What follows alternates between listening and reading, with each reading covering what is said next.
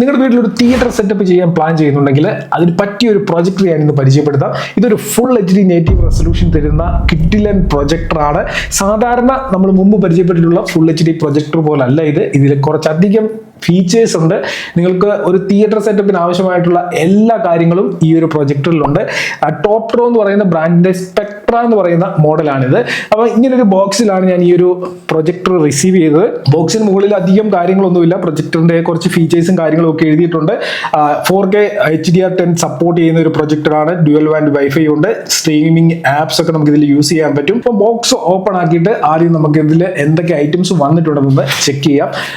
സാധാരണ പ്രൊജക്ടറിന്റെ കൂടെ വരുന്ന കാര്യങ്ങളൊക്കെ തന്നെ ഈ ഒരു പ്രൊജക്ടറിലും ഉണ്ടാകത്തുള്ളൂ.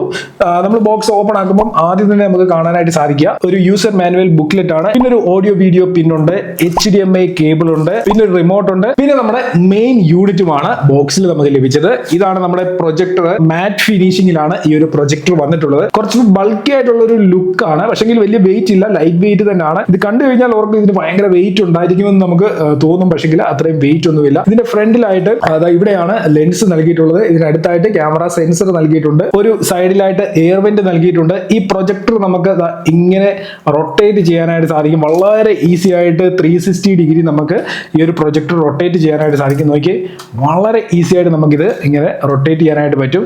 സാധാരണ ചില പ്രൊജക്ടറുകൾ നമ്മൾ റൊട്ടേറ്റ് ചെയ്യുന്ന സമയത്ത് ടക്ക് ടക്ക് ടക്ക് എന്നുള്ളൊരു സൗണ്ട് വരാറുണ്ട്. സൗണ്ട് എന്ന് വെച്ച് കഴിഞ്ഞാൽ അത് സെറ്റ് ചെയ്തിരിക്കുന്ന ആ രീതിയിലാണ്. അപ്പൊ ഇത് പക്ഷേ അങ്ങനെ ഉള്ള പ്രശ്നങ്ങളൊന്നുമില്ല. വളരെ സ്മൂത്ത് ആയിട്ട് തന്നെ നമുക്ക് റൊട്ടേറ്റ് ചെയ്ത് പൊസിഷൻ ഇതിന്റെ അഡ്ജസ്റ്റ് ചെയ്യാനായിട്ട് സാധിക്കുന്നതാണ്. പിന്നെ ഇതിന്റെ ബാക്ക് സൈഡിലാണ് ഇതിന്റെ കണക്ടിവിറ്റി പോർട്സ് ഒക്കെ നൽകിയിട്ടുള്ളത്. ലെഫ്റ്റ് സൈഡിലേക്ക് വരുമ്പോൾ പ്രത്യേകിച്ച് പോർട്സോ വെന്റുകളോ ഒന്നും നൽകിയിട്ടില്ല. നല്ല വലിപ്പമുള്ള ഒരു സ്റ്റാൻഡ് കൂടി ഇതിന് നൽകിയിട്ടുണ്ട്. നിങ്ങൾക്ക് ഇവിടെ കാണാനായിട്ട് സാധിക്കും. ഇത് നമുക്ക് വോൾ മൗണ്ട് ചെയ്യാൻ പറ്റുന്ന രീതിയിലാണ് ഈ ഒരു സ്റ്റാൻഡ് നൽകിയിട്ടുള്ളത്.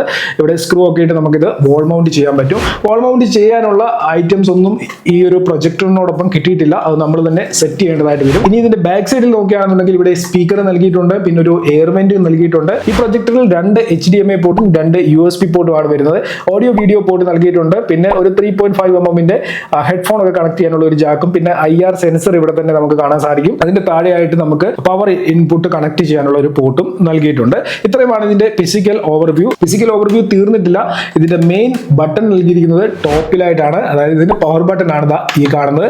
അതേപോലെ തന്നെ ടോപ്ട്രോയുടെ ബ്രാൻഡിങ്ങും കാര്യങ്ങളും ഒക്കെ അവിടെ നൽകിയിട്ടുണ്ട്. അപ്പൊ ഇത്രയുമാണ് ഇതിന്റെ ഫിസിക്കൽ ഓവർവ്യൂ. ഫിസിക്കൽ ഓവർവ്യൂവിൽ ഫുള്ളി സാറ്റിസ്ഫൈഡ് ആണ്. നല്ല ബിൽഡ് ക്വാളിറ്റി ഈ ഒരു പ്രൊഡക്റ്റിന് ബ്രാൻഡ് നൽകിയിട്ടുണ്ട്. അതേപോലെ തന്നെ മാറ്റ് ഫിനിഷിംഗ് ആയതുകൊണ്ട് കാണാനും നല്ല ലുക്കൊക്കെ ഉണ്ട്. അപ്പം ഇത് നമ്മൾ എവിടെയെങ്കിലും ഒരു റൂമിലൊക്കെ സെറ്റ് ചെയ്ത് വെച്ച് കഴിഞ്ഞാലും നല്ല അടിപൊളിയാണ്. കാണാൻ തന്നെ നമ്മുടെ റൂമിന്റെ ഇന്റീരിയറുമായിട്ടൊക്കെ അടുത്ത് പോകുന്ന രീതിയിൽ ഉള്ള ഒരു ഭംഗിയായിട്ടുള്ള ഒരു പ്രൊജക്ടറാണിത്. ഇനി നമുക്ക് ഇതിന്റെ മെയിൻ സ്പെസിഫിക്കേഷൻസ് എന്തൊക്കെയാണ് വരുന്നതെന്ന് ചെക്ക് ചെയ്ത് നോക്കാം. ഞാൻ ഓൾറെഡി പറഞ്ഞു ഇതൊരു ഫുൾ HD പ്രൊജക്ടറാണ്. ഇതിൽ നേറ്റീവ് റെസൊല്യൂഷൻ 1080p ആണ് വരുന്നത്. പക്ഷേ നമുക്ക് ഇതിൽ 4K HDR10 ഫയലുകളൊക്കെ സപ്പോർട്ട് ചെയ്യും. അത് നമുക്ക് പ്ലേ ചെയ്യാനായിട്ട് സാധിക്കും. ഇതിന്റെ ബ്രൈറ്റ്നസ് വരുന്നത് 24,000 ലൂമൻസ് ആണ്.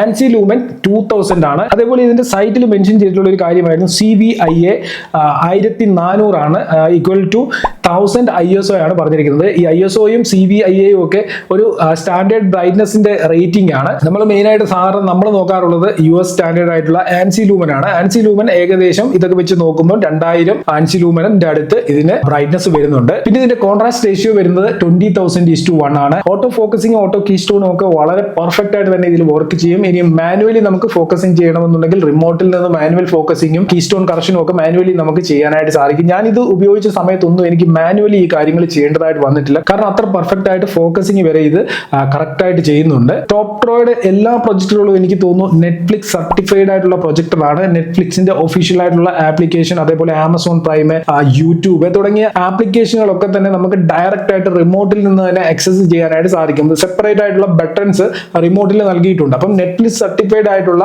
ഒരു പ്രൊജക്ടറാണ്. അപ്പം നമ്മൾ ഈ ആപ്സ് ഒന്നും സെപ്പറേറ്റ് ആയിട്ട് ഇൻസ്റ്റാൾ ചെയ്യാനൊന്നും പോകേണ്ട കാര്യമില്ല. ഓൾറെഡി ഇതെല്ലാം സെറ്റ് ചെയ്തുകൊണ്ടാണ് ഈ ഒരു പ്രൊജക്ടർ വന്നിട്ടുള്ളത്. ബ്ലൂടൂത്ത് വേർഷൻ 5.2 ആണ് വരുന്നത്. ഡ്യുവൽ ബാൻഡ് വൈഫൈ സപ്പോർട്ട് ചെയ്യും. ഒപ്പം തന്നെ മിറാകാസ്റ്റ് സ്ക്രീൻ മിററിംഗും ഇതിൽ ചെയ്യാൻ പറ്റും. ആൻഡ്രോയിഡിലും ഐഫോണിലും വിൻഡോസിലും ഒക്കെ കണക്ട് ചെയ്യാനായിട്ട് സാധിക്കും. ഇതിൽ റാം 2GB ആണ് വരുന്നത്. 32GB ഇന്റേണൽ സ്റ്റോറേജും ഇതിൽ വരുന്നുണ്ട്. 2GB റാം കിട്ടുന്നതുകൊണ്ട് തന്നെ നല്ല ഫാസ്റ്റ് ആണ്. നമുക്ക് കുറെ ആപ്സ് ഒക്കെ ആവശ്യമുള്ളതൊക്കെ ഇൻസ്റ്റാൾ ചെയ്യാനും അത് റൺ ചെയ്യിപ്പിക്കാനും സാധിക്കും.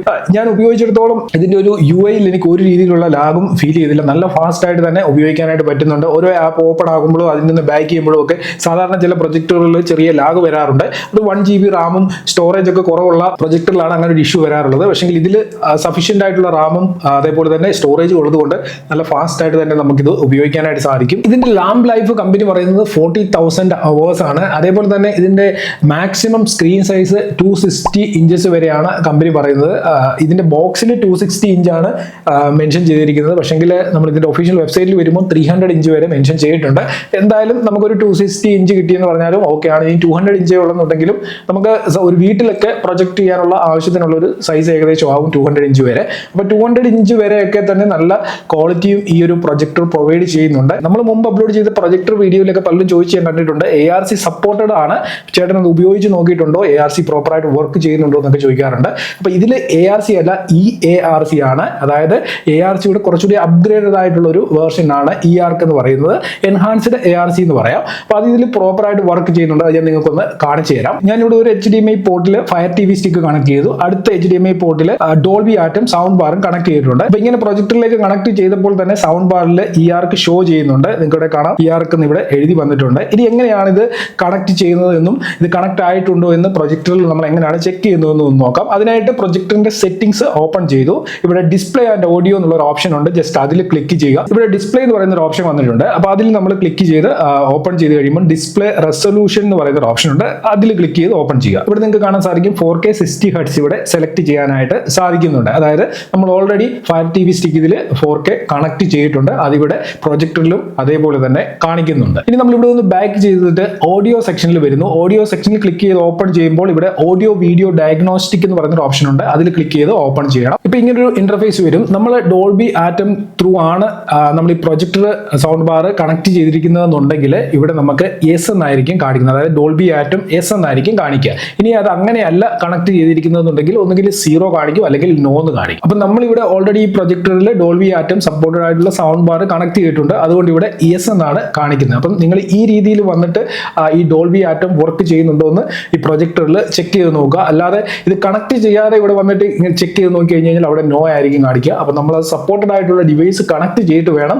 ഈ ഒരു കാര്യം പ്രോപ്പറായിട്ട് വർക്ക് ചെയ്യുന്നുണ്ടോ എന്ന് ചെക്ക് ചെയ്ത് നോക്കാനായിട്ട്. ഇനി വീണ്ടും ബാക്ക് ചെയ്തിട്ട് ഓഡിയോ സെക്ഷനിൽ തന്നെ വന്നിട്ട് സറൗണ്ട് സൗണ്ട് എന്ന് പറയുന്ന ഒരു ഓപ്ഷൻ ഉണ്ട്. ജസ്റ്റ് അത് ഓപ്പൺ ചെയ്ത് കഴിഞ്ഞാൽ ഇവിടെയും ഡോൾബി ഡിജിറ്റൽ പ്ലസ് ആയിരിക്കും സെലക്ടഡ് ആയിട്ട് കാണാനായിട്ട് സാധിക്കുക. അതായത് മൊത്തത്തിൽ പ്രോപ്പറായിട്ട് തന്നെ ഡോൾബി ആറ്റം ആ ഒരു സൗണ്ട് എഫക്റ്റ് നമുക്ക് ഈ ഒരു പ്രൊജക്ടറിൽ കിട്ടും. അപ്പോൾ സൗണ്ട് ക്വാളിറ്റിയുടെ കാര്യത്തിൽ വലിയ ടെൻഷനില്ല. നല്ല അടിപൊളിയായിട്ടുള്ള സൗണ്ട് ക്വാളിറ്റി ഈ പ്രൊജക്ടറിൽ വരുന്നുണ്ട്. ഇനി നമ്മൾ നോക്കാൻ പോകുന്നത് ഇതിന്റെ ഡിസ്പ്ലേ ക്വാളിറ്റിയാണ്. ഞാൻ ഓൾറെഡി പറഞ്ഞായിരുന്നു ഇതിന്റെ ബ്രൈറ്റ്നസ് ആൻസി ലൂമൻ വരുന്നത് 2000 ആണ്. അപ്പം 1500 എബോവ് ആൻസി ലൂമൻ വരുന്ന പ്രൊജക്ടറുകളൊക്കെ നല്ല ബ്രൈറ്റ്നസ് പ്രൊഡ്യൂസ് ചെയ്യുന്ന പ്രൊജക്ടറുകളാണ്. അതേപോലെ കോൺട്രാസ്റ്റ് റേഷ്യോ ഇതിന്റെ 20,000:1 ആണ്. അപ്പം നല്ല പിക്ചർ ക്വാളിറ്റി ഈ ഒരു പ്രൊജക്ടറിൽ കിട്ടുന്നുണ്ട്. കളേഴ്സ് ഒക്കെ ആണെങ്കിൽ തന്നെ നല്ല പഞ്ചി ആയിട്ടുള്ള കളർ നമുക്ക് ഇതിൽ കിട്ടും. അതിനോടൊപ്പം തന്നെ നമുക്ക് ബ്രൈറ്റ്നസ്സും കാര്യങ്ങളും ഒക്കെ ഇതിൽ അഡ്ജസ്റ്റ് ചെയ്യാനും നമ്മുടെ ഇഷ്ടത്തിനനുസരിച്ച് കസ്റ്റമൈസ് ചെയ്തുകൊണ്ട് നമുക്ക് യൂസ് ചെയ്യാനായിട്ട് പറ്റും. അപ്പം മാക്സിമം കൺട്രോൾസ് നമ്മുടെ കയ്യിലുണ്ട് ഈ ഒരു പ്രൊജക്ടറിന്റെ. നമുക്ക് നമ്മുടെ റൂമിന്റെ സിറ്റുവേഷൻ അനുസരിച്ച് റൂമിൽ വലിയ വെട്ടമുള്ള സിറ്റുവേഷനിലാണെന്നുണ്ടെങ്കിൽ നമുക്ക് അതിനനുസരിച്ച് ബ്രൈറ്റ്നസ് ഒക്കെ അഡ്ജസ്റ്റ് ചെയ്തുകൊണ്ട് ഉപയോഗിക്കാനായിട്ട് സാധിക്കും. അപ്പോൾ എന്തായാലും എൻ്റെ ഒരു എക്സ്പീരിയൻസിൽ നമ്മൾ ഡാർക്ക് റൂമിൽ തന്നെ പ്രൊജക്ടർ യൂസ് ചെയ്യുന്നതായിരിക്കും ഏറ്റവും നല്ലത്. അപ്പം ഡാർക്ക് റൂമിൽ അല്ലാതെയും ഞാൻ ഈ പ്രൊജക്ടർ യൂസ് ചെയ്ത് നോക്കി. ലൈറ്റ് ഒക്കെ ഇട്ടിട്ടും ഈ പ്രൊജക്ടർ യൂസ് ചെയ്ത സമയത്തൊന്നും എനിക്ക് വലിയൊരു ഇഷ്യൂ തോന്നുന്നില്ലായിരുന്നു. നമുക്ക് കറക്റ്റായിട്ട് പിക്ചർ ക്വാളിറ്റി അതേപോലെ കിട്ടുന്നില്ലെങ്കിലും സാധാരണ പ്രൊജക്ടറുകൾ യൂസ് ചെയ്യുന്ന സമയത്ത് ലൈറ്റ് ഇട്ട് കഴിഞ്ഞ് കഴിഞ്ഞാൽ ഉണ്ടാകുന്ന ആ ഒരു ഇഷ്യൂസ് ഒക്കെ ഇതിലുമുണ്ട്. പക്ഷേ ലൈറ്റെല്ലാം നമ്മൾ ഓഫ് ചെയ്തിട്ടായിരിക്കുമല്ലോ പ്രൊജക്ടർ വെച്ചിട്ട് മൂവീസോ മറ്റോ ഒക്കെ കാണുന്നത്. അപ്പോൾ ആ സമയത്ത് നമുക്ക് ഏറ്റവും ബെറ്റർ ക്വാളിറ്റി തന്നെ ഈ ഒരു പ്രൊജക്ടർ പ്രൊഡ്യൂസ് ചെയ്യുന്നുണ്ട്. പിന്നെ കോർണർ ബ്ലറിന്റെ ഇഷ്യൂ ഇതിലില്ല. അതേപോലെ മോഷൻ ബ്ലറിന്റെ പ്രശ്നമില്ല. അങ്ങനെയൊക്കെയുള്ള സാധാരണ നമ്മൾ വില കുറഞ്ഞ പ്രൊജക്ടറുകളിൽ വരുന്ന പ്രശ്നങ്ങളൊന്നും ഈ ഒരു പ്രൊജക്ടറിൽ നോട്ടീസ് ചെയ്തിട്ടില്ല. അപ്പോൾ മൊത്തത്തിൽ പറയുകയാണെന്നുണ്ടെങ്കിൽ ഈ ഒരു പ്രൈസ് സെഗ്മെന്റിൽ, അതായത് ഒരു 23,000 നിങ്ങളൊരു പ്രൊജക്ടർ വാങ്ങാൻ പ്ലാൻ ചെയ്യുന്നുണ്ടെങ്കിൽ ഇതിന് പറ്റിയ ഏറ്റവും നല്ലൊരു പ്രൊജക്ടറായിട്ട് വേണമെങ്കിൽ ഇതിനെ കണക്കാക്കാം.